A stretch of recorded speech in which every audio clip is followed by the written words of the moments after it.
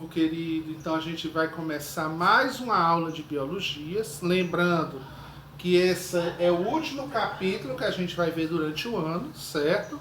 Próxima semana a gente corrige essa atividade que a gente vai ter. Então, desde já eu agradeço a presença de cada um de vocês e que Deus abençoe a todos nós. Mas vamos começar o nosso conteúdo de hoje, né? Então vamos lá. Então, pegando aí um livro, na página de 177 a 192 do nosso livro, a gente vai ver o sistema nervoso e os sentidos, certo? Então, na última aula, na introdução do conteúdo, eu falei sobre essa célula que representa a célula do sistema nervoso, que condiciona o nosso cérebro, é o funcionamento do cérebro.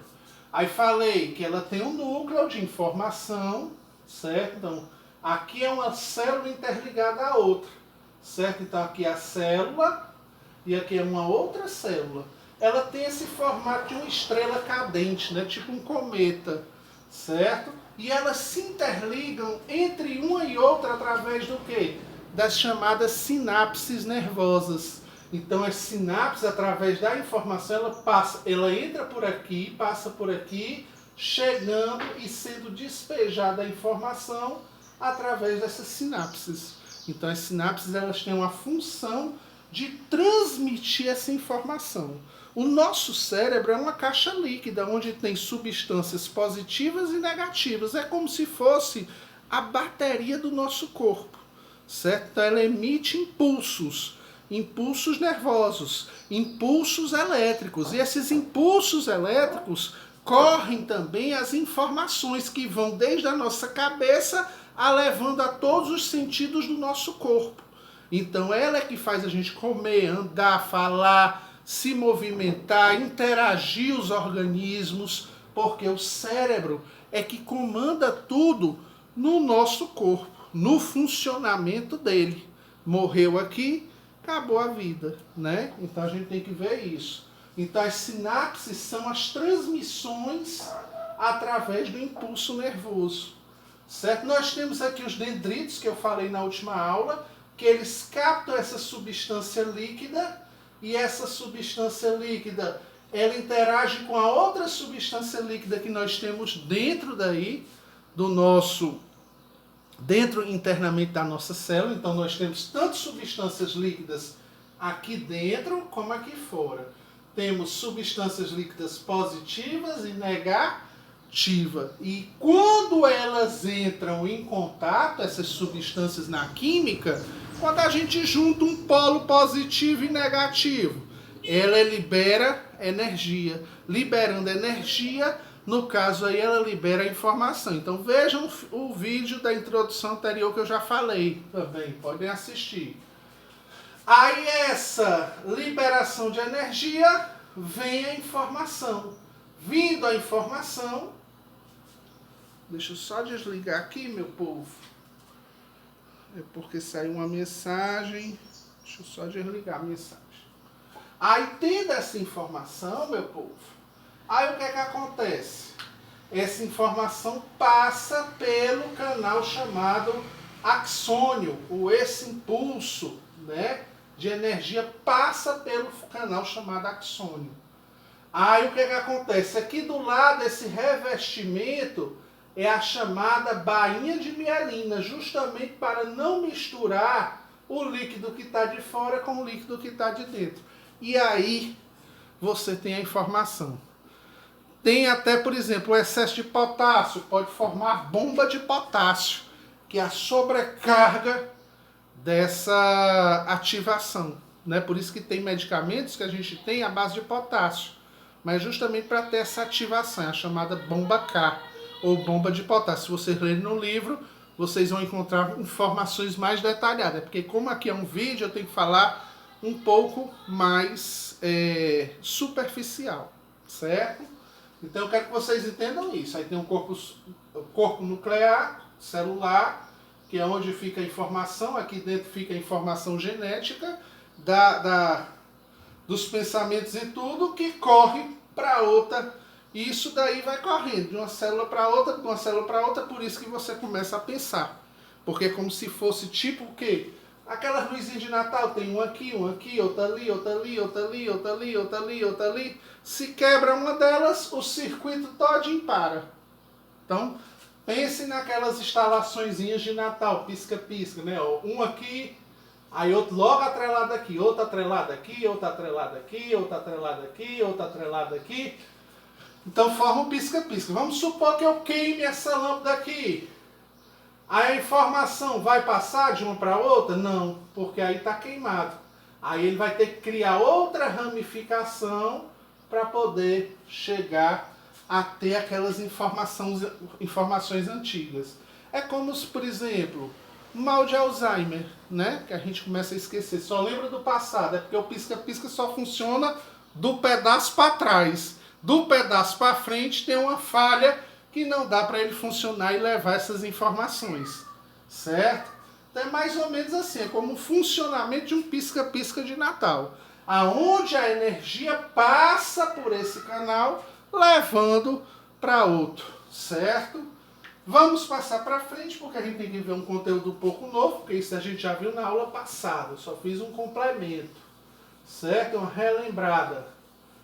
Então, continuando. Quem não assistiu, assista o vídeo da aula passada, certo?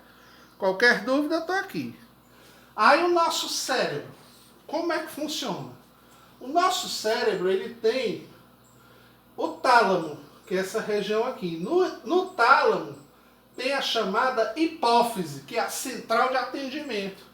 Ele é que vai determinar qual parte do cérebro vai ser ativada a qualquer função que você esteja fazendo no momento. Se você estiver escutando, aí ele vai mandar informação que vai para o de som, que é o córtex auditivo. Se eu levar uma porrada aqui ou aqui essa região morrer, eu vou escutar, aí eu vou perder a audição, porque ele não consegue mandar informação para aqui.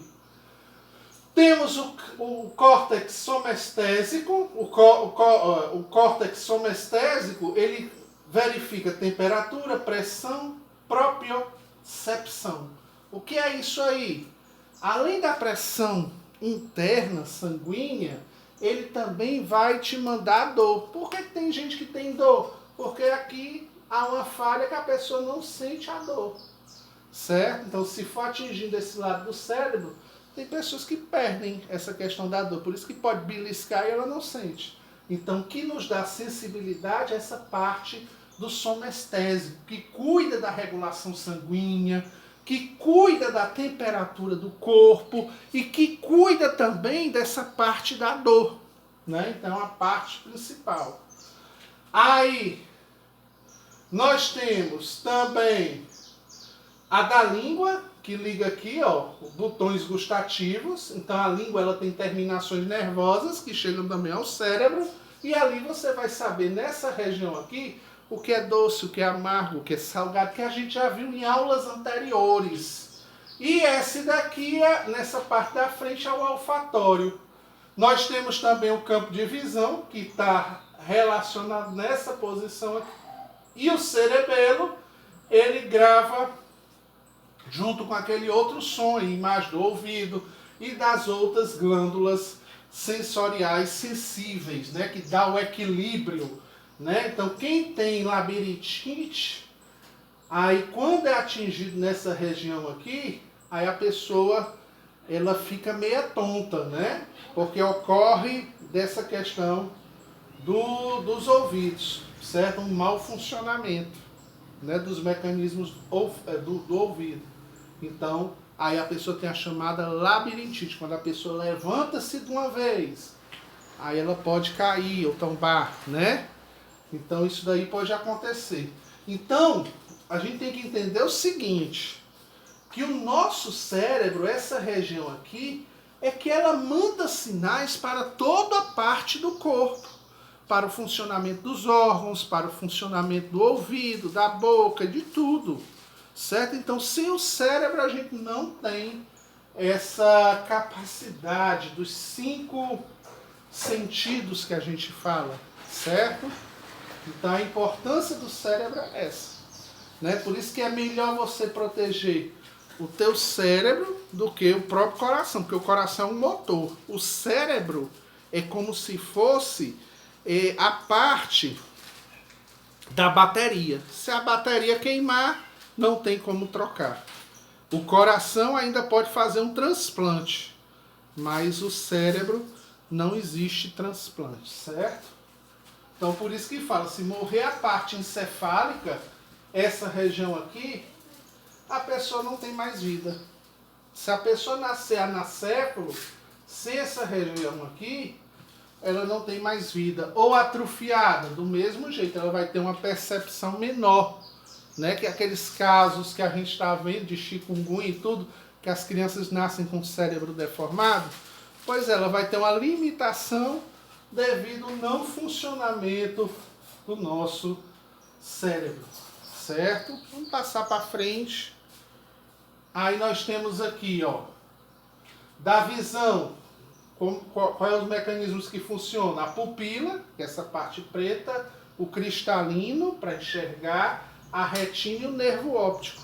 Então são os funcionamentos. Do paladar, para você saber o que é o amargo, ácido, salgado e doce. Tá? E mostra a região.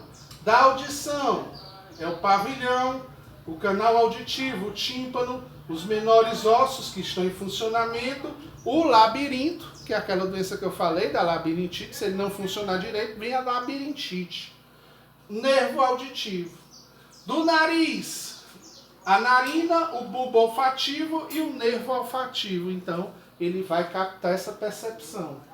E do tato, né? Também essa região amarela. Se você pegar numa coisa e não sentir, é porque essa região do seu cérebro, ela se desligou, tá certo? Então, ela move esses 5 sentidos, tá certo, meu povo? Ok? Então, vamos continuar. Aí eu dei um pequeno resumo, certo?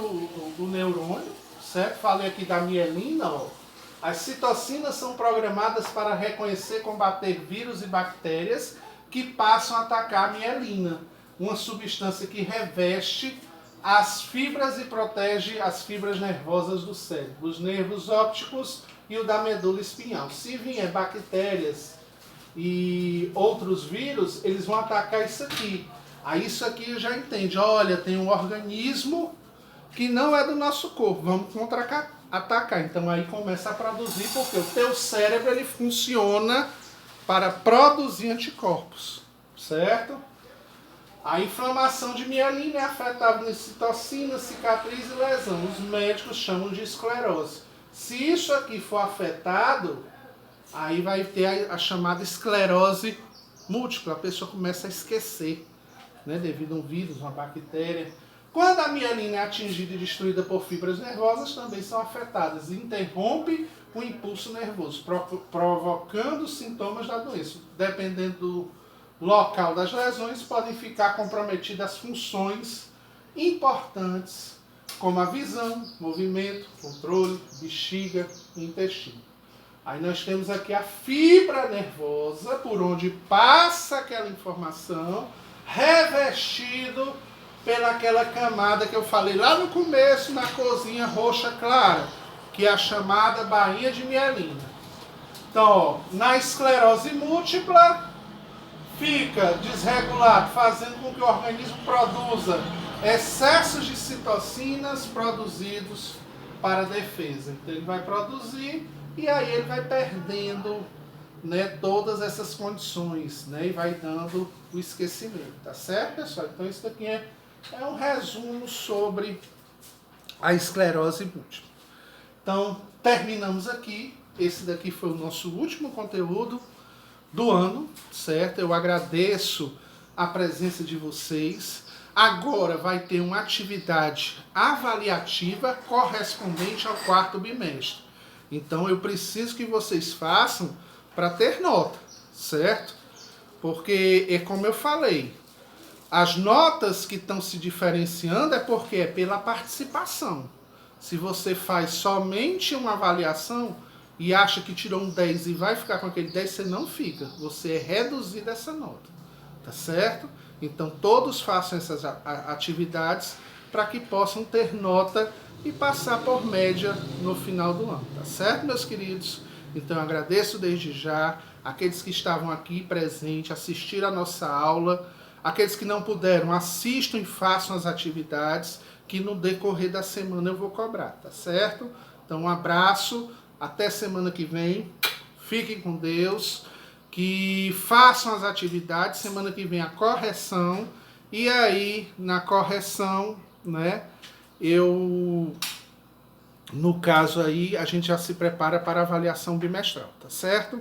Então valeu, pessoal, tudo de bom, que tenha um excelente final de semana e uma boa semana que vai entrar, né?